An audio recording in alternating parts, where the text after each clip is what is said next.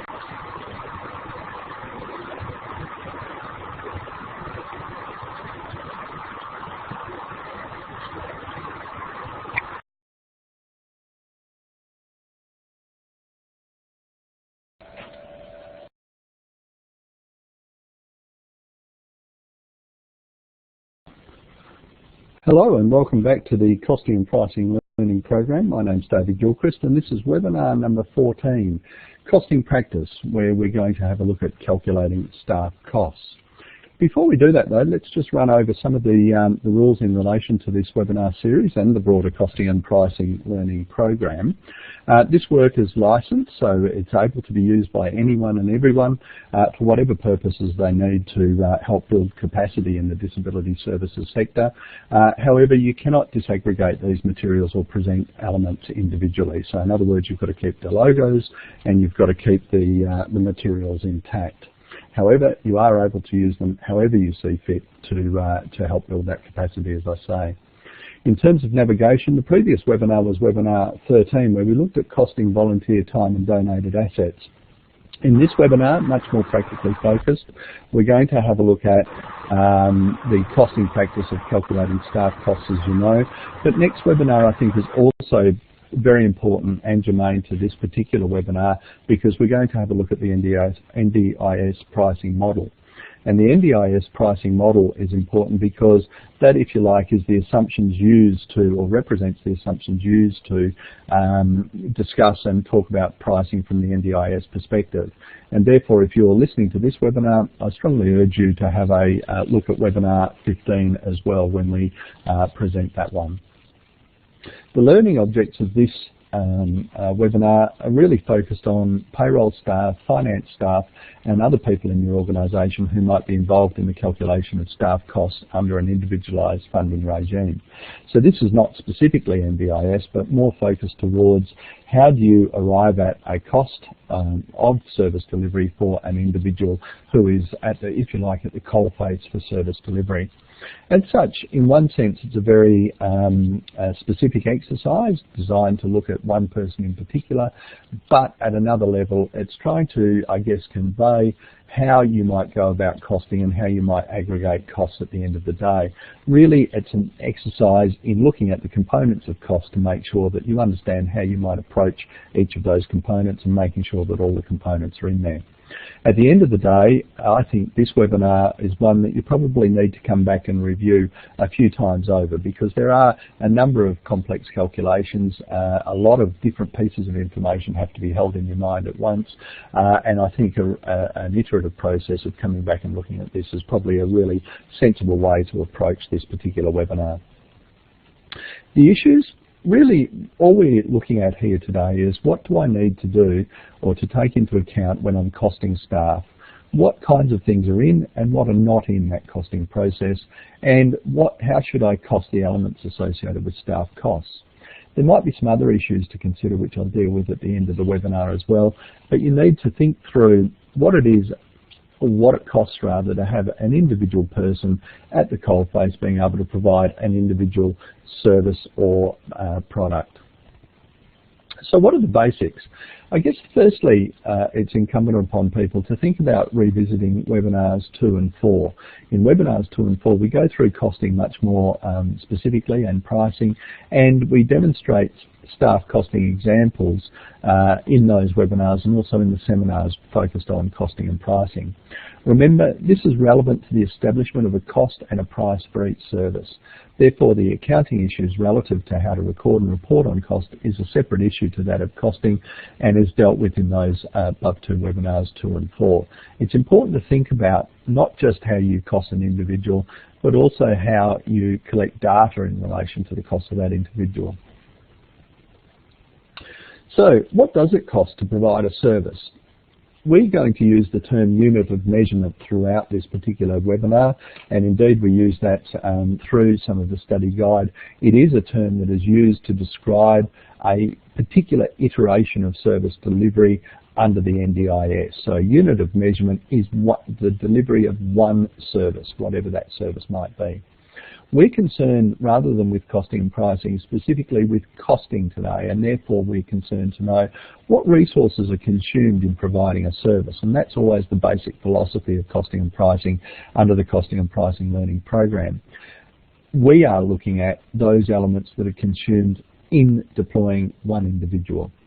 How do we determine the cost of those resources is the next question, of course, and should that include resources that are not paid for? And this is a philosophical question, I guess, that we need to think about when we're talking about costing and pricing broadly in the not-for-profit sector particularly, but across the disability service organisations. How should we deal with donated assets, and how should we deal with the contribution of volunteers? Now, this particular exercise that we look at today doesn't contain any volunteer time, simply because we are looking at a particular individual. However, the risks of not contributing or identifying the contribution of volunteers in your costing and pricing at the organisation level include that you underprice because you are taking, if you like, advantage of what is essentially a free service, but you don't take into account, say, the risks of not being able to recruit volunteers in the future, or the risks associated with having to pay for services that were otherwise contributed by volunteers. I guess at the sector level, the risks are that you might be sending price signals to organisations like the NDIS that suggest that the prices should be lower rather than higher to take into account all of the costs. Therefore, when we make this decision about volunteers, as with the broader philosophy, if you like, around the Costing and Pricing Learning Program, we're very, very interested in what we consume to provide a service rather than what we perhaps draw checks for or pay for in a physical sense. What about this particular case? This case is the second case in the study guide. So all of this data that I'm going to go through and also the calculations are provided in micro case study 7.2 in the study guide that is also available on the Costing and Pricing Learning Program website. This case is the case of the Retired Accountants Support Association, who provide home care services in the Brisbane metropolitan area.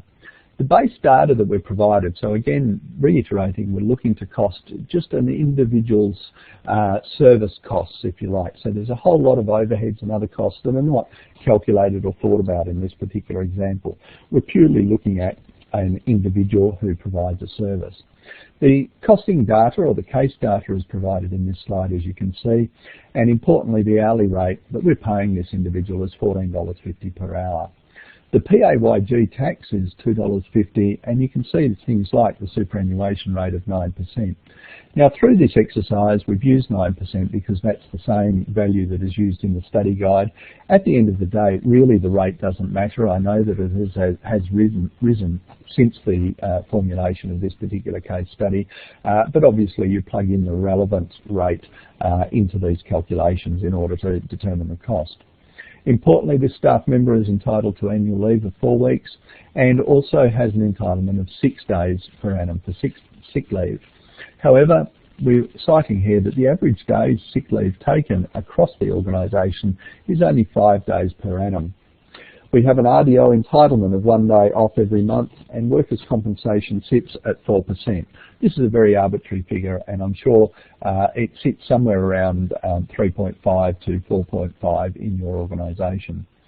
Service delivery units per day, or units of measurement, is 4. That is, we expect that this particular person, if they're fully productive, they can deliver 4 iterations of service per day, and the working hours, to make the calculations relatively simple, are 8 hours a day, so this person is a full-time person. Long service leave entitlement is 12 weeks every 10 years. This person is entitled to a shift allowance of $40 per week and is also entitled to an on-call allowance of 5%. Now let's just go back to this data to make sure that we understand what needs to be included and what doesn't, because there's a couple of things that we need to talk about.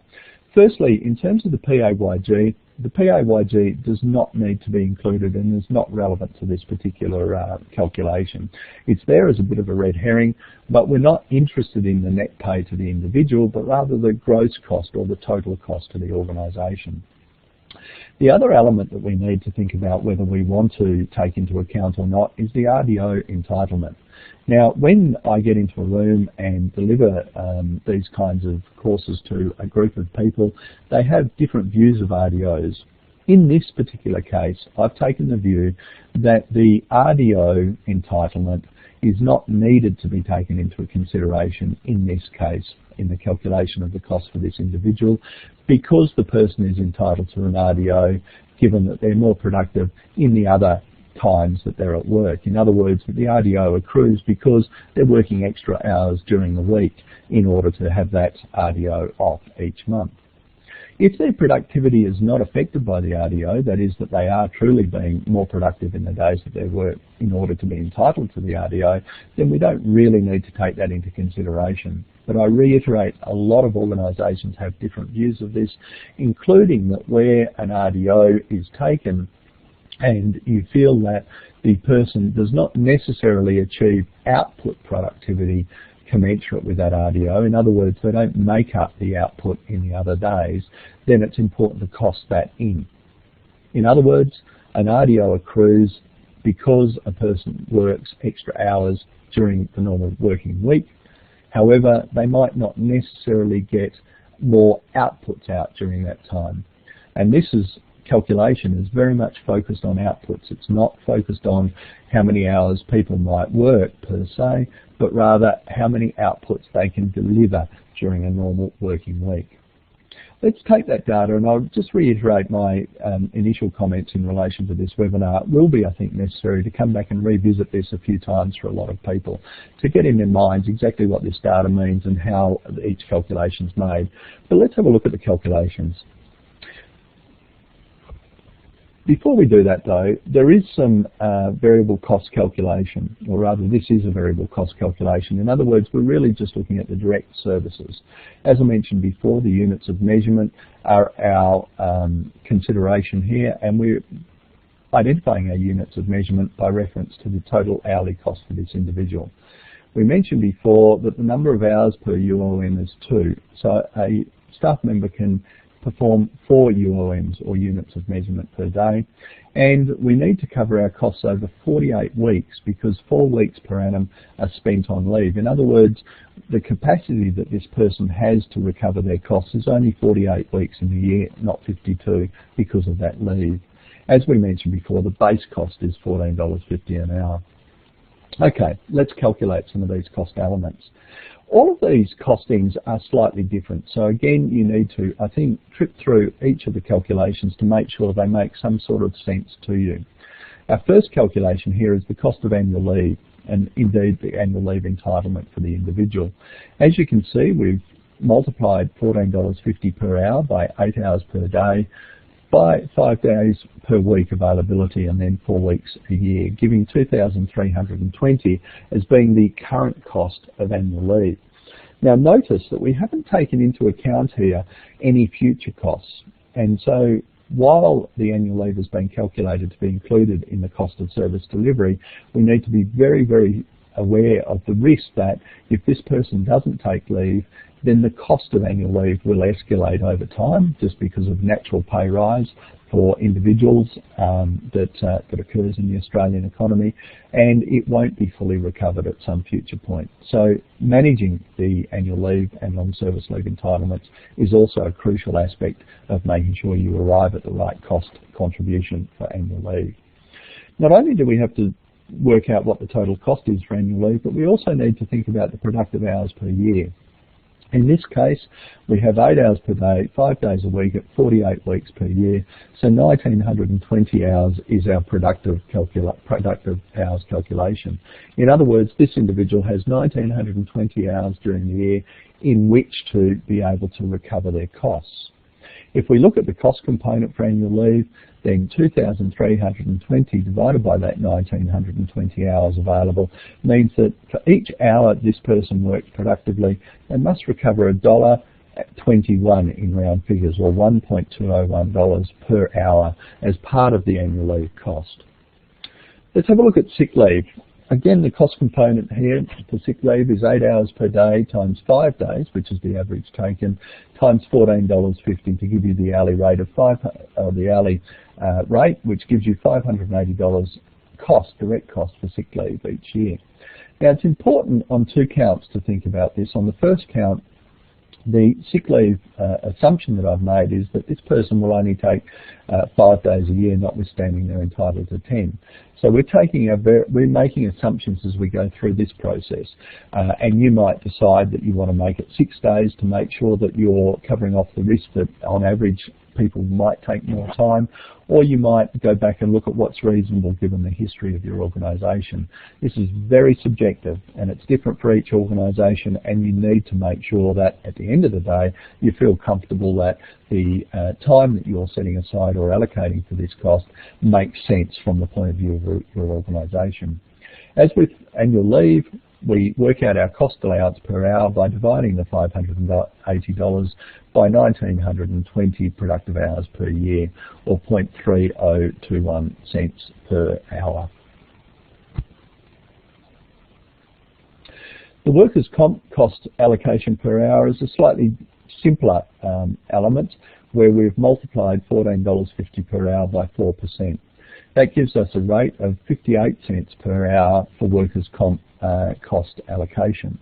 Now that $14.50 again is a fairly arbitrary figure, and it depends on your workers' compensation policy and how you report and reconcile your workers' compensation from year to year as to what that $14.50 rate is. For instance, the workers' compensation insurer might require all components of cost to be included, such as your allowances for shifts or other allowances that might be paid as well. We've taken the view in this particular case that it's simply the hourly rate, but you need to make sure that you've got all of the cost components relevant to workers' comp in there. The 4% is also a very subjective element, and you need to go back on your history to see what that percentage is in relation to those cost components that are relevant to workers' comp. Long service leave costs we've calculated in pretty much the same way as we have for our annual leave, and that results in a 36.25 cents or $0.3625 per hour for annual leave costs. Again, the same risks apply to long service leave as they do to annual leave, in the sense that if you do not acquit annual leave quickly after it becomes due, then the cost escalates because of the natural increases in the hourly rates for people who are employed by your organisation. Shift allowance per hour has been included here too, which is a lump sum of $40 per week, which means that for $40 it is $1 per hour cost. So a slightly different calculation than the other calculations, but a relatively simple element to be thinking on. Let's have a look at our hourly on-call allowance. So the hourly on-call allowance is 5% of the $14.50 an hour paid to the individual, and so at this case it's a 72.5 cent cost allocation per hour. The superannuation cost is identified there. Again, we've used the 9% rate because this case was developed before the rate increase. However, it's simply a case of slotting the rate in. As you can see, we've assumed that pretty much all of the payments that are made to this individual are attracting superannuation costs. So all of the allowances, all of the leave provisions, as well as the hourly rate, giving us a total of $1.62.88 per hour for superannuation. When we come to look at the hourly rate, that is the hourly cost for this individual, we simply add up all of these costs to arrive at an hourly rate of $20.3064. So $20.3064 is the total cost per hour given the assumptions that have been made and the calculations that have been made and just demonstrated. If we look at that, we can't stop there though, because the hourly rate only gives us a cost of a particular hour. We now need to work out what the cost of service delivery is for each service iteration, each unit of measurement. When we do undertake that costing process, we recall that our units of measurement allow us, or cost us 2 hours per unit of measurement. Therefore, we're able to provide 4 units of measurement per day because we have 8 hours in the day. Therefore, the cost per unit of measurement for this individual is $40.84 or 85 cents, given that the individual is able to prepare or present 2 hours per unit of measurement. We've, throughout this example, costed to 4 decimal places. You need to think about whether or not that is going to be relevant. If you're a large organisation with many, many people involved, then costing to 4 decimal places probably is going to have a material difference on your costing outcome. If you're a small organisation, you might simply cost a cent, or you might actually only cost $2, because remember, we have to have a cost benefit in this process that allows the benefits of the costing process to outweigh those costs to ensure the organisation gets more benefit than cost in undertaking this process. There's some further thoughts that I wanted to also raise. Remembering, as per our previous webinars, costing is an iterative process. You need to recost regularly, and you also need to test your actual outcomes regularly. So when you look at costing, it's not a set and forget regime. You go through this calculation and then compare those costs, the activity, the experience that you actually had, as against your assumptions that you made in arriving at the cost. Probably in the early years of the NDIS, you need to do this far more regularly and far more completely than you might do in later years as you become more adept at costing and as your history becomes more well known to your organisation. Remember too that we cost to likely outputs, not capacity, and I think this is a really important thing for people to remember. We cost to what we're likely to produce as opposed to what, if you like, technically or theoretically we have the capacity to produce. And I think that means we have to go back to look at our history and to make sure that we undertake reasonableness checks of our assumptions and our calculations at the end of the day. For instance, if you have historically delivered 1,000 units of measurement in a year for a particular service, and your costing suggests for the next year that you can produce 1,200, you really need to come back and check the reasonableness of that idea to make sure that you feel comfortable that in fact what you've done will change things sufficiently to be able to deliver you with that level of productivity. I think that often we get sidetracked, or we get start to believe our own hubris in the costing process. We need to always check that back with what is actually happening and how things are actually working in our organisation to make sure we're comfortable. That concludes our look at the costing for an individual. As I mentioned before, I think this is a webinar that you might want to revisit and come back to on a fairly continual basis to make sure that you feel comfortable with the calculations that are made and you understand the assumptions that have been made arriving at these calculations. Different organisations can calculate these things in different ways. They can make different assumptions that suit them better, and you must be convinced that the assumptions you made make sense from your organisational perspective. I look forward to talking to you in the next webinar, and I hope you found something useful in this particular webinar. All the best.